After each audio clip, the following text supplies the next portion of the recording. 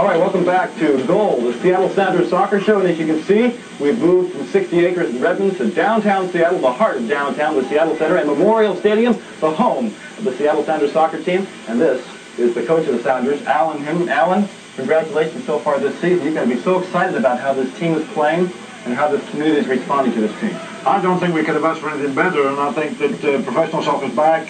We've all got great memories of the past, but now we're beginning to create great moves for the future, and I think that you can't have any better than have a winning team with big crowds and so much excitement that is really thrilling us all, really. Let's talk about you, because years and years ago, the Seattle Sounders left us for a few years, but you kept the name.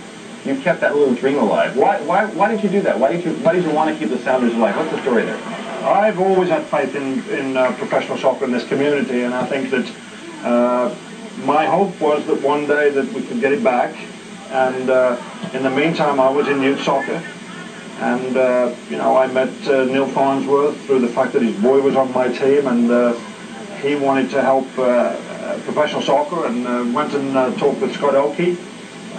Neil had worked with in the past with Microsoft, and that's how it all began. So we made some commitments to the community. I'm happy to say that we honored all of our commitments. We have 25 players under contract. 19 of these players are products of the Washington Youth Soccer Association wonderful program. So and we're winning games and getting big crowds. So professional soccer back again, and of course the Sounders are a great name around here. Alan, here we are in Memorial Stadium. There's so much soccer history here.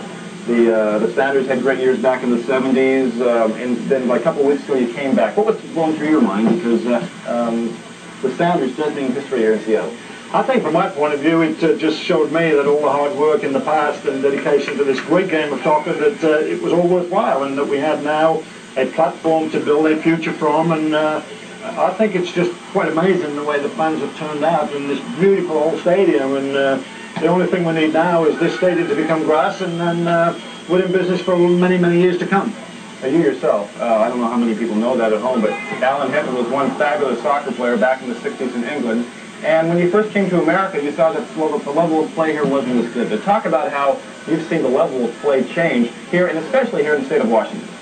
I think when I first came here, the standard wasn't good. And I think that we had a good time really in the North American Soccer League with some outstanding foreign players who all contributed, particularly here in Seattle, to the game and to our community. But in those days we only had to play 2 North American players as starters. Now it's all changed. We have to play, we're only allowed to play a maximum of 3 foreign players right now.